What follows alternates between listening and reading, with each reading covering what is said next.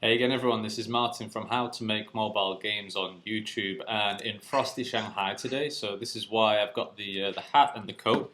It's getting a lot colder here, so I'm not looking forward to it. But I think if I keep busy and I keep developing and doing videos, and I'll stay warm. So good for me.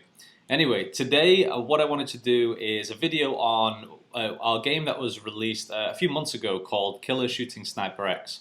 And this video is not a tutorial or a developer diary.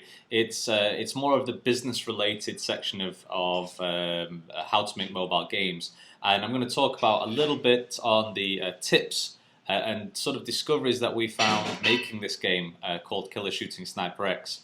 The reason that I wanted to talk about this game is that it is our most successful game.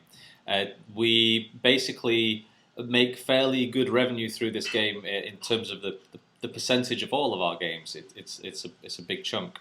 And what we're doing next is we're sort of trying to go back to look at this game and figure out why this works well, and then try to replicate that in our other games.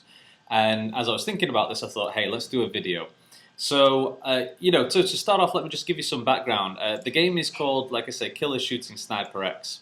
It's available on iPhone and iPad, and I'll just give you a quick view. This is the icon.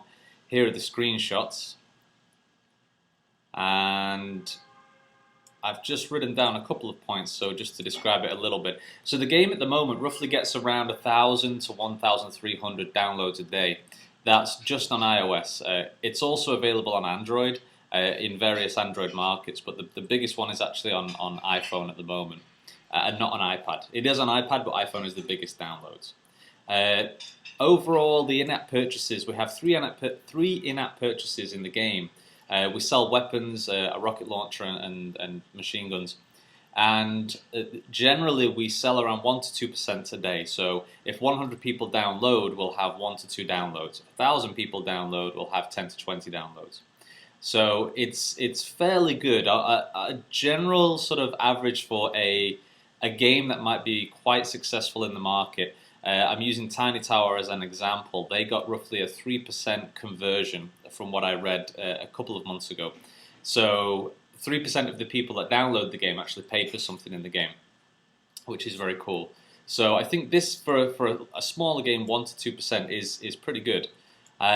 Generally, it gets a lot of 4 or 5 star ratings, which is cool. It does get a lot of 1 stars as well. I've not actually got this up here. Overall, though, we get through all versions is 4 stars, and I think in the current version is 3.5 stars.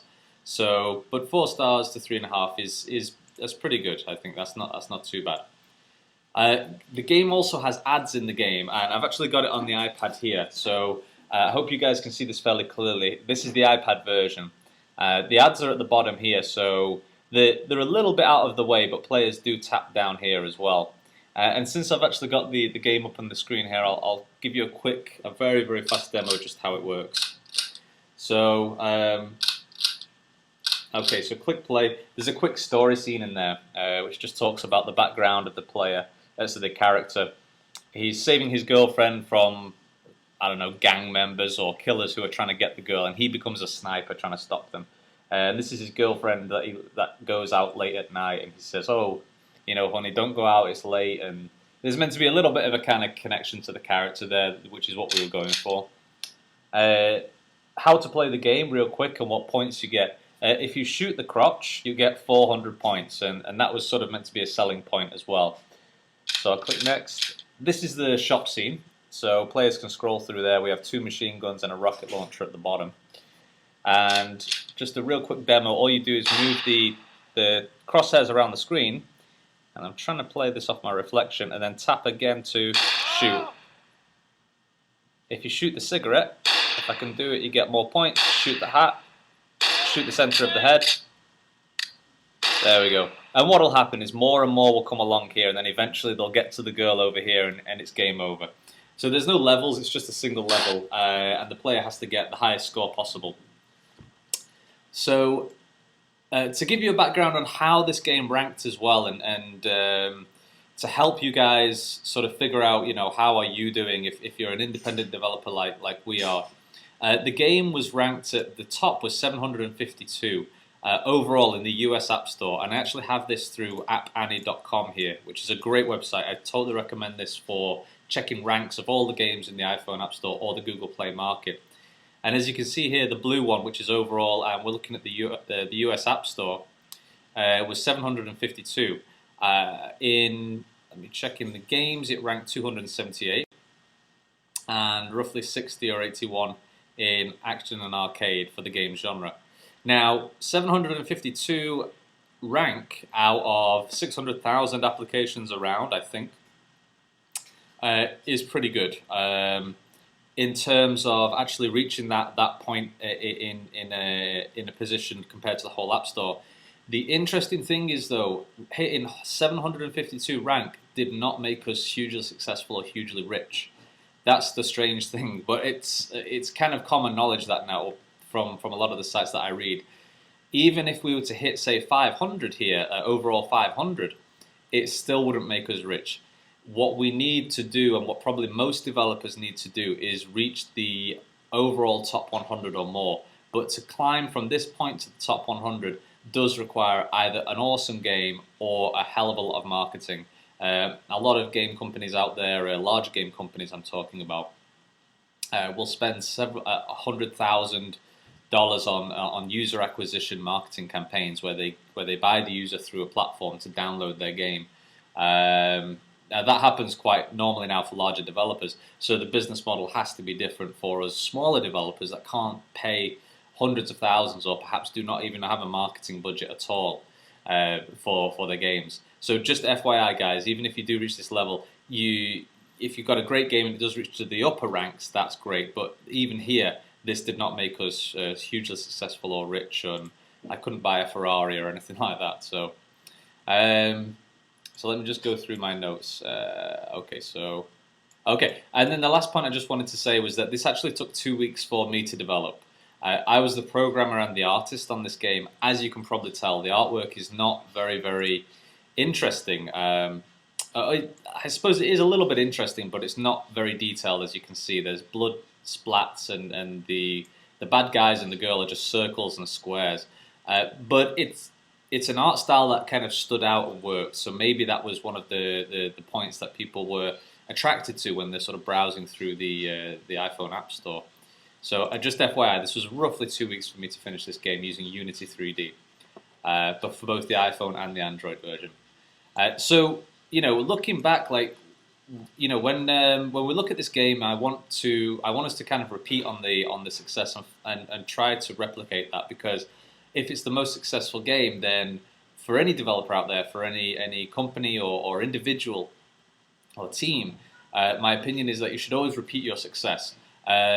Maybe that's been something that we need to improve upon, but if you do a great racing game, say like CSR, which has been highly successful, perhaps stick in that genre, and polish it and get good at it. And then once you've got a stable base in terms of like revenue coming in or profit, then start to expand into another team. Don't go from, say, racing to an FPS to a world-building game. And that's just a personal opinion. Some companies do it very well, but I think that's the way I think we should go. The game imagery is strong. It's white, then black, and then blood red on top of that. And I think that stands out, and that's got a lot of impact. So, I think we might continue to use blood in future games as well, because that sort of has a bit of a mental impact, and it stands out a little bit more.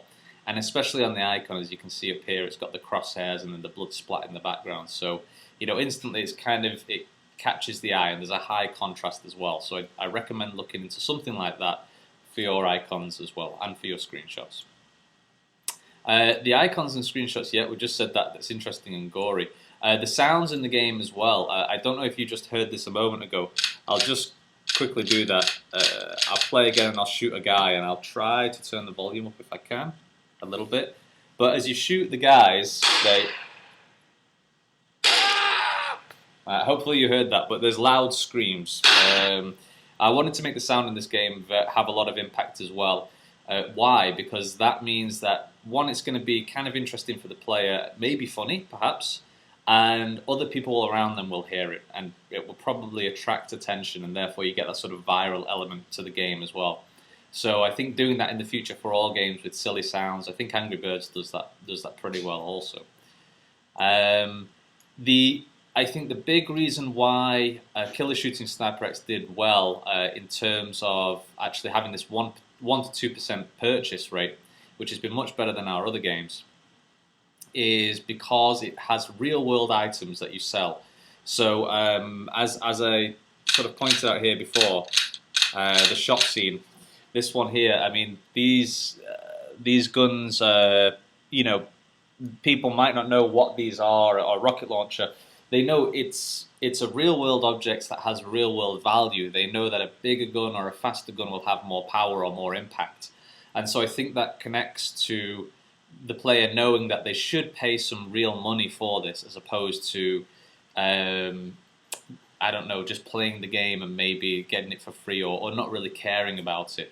I think because it's an actual object, then they feel like, oh, that's going to cost a lot more. Like if people see a Ferrari, and in the game it costs 100,000 coins or whatever it may be, you know, they're more likely to know, oh, this has a real world value attached to it. Therefore, I feel more easy giving real money for it.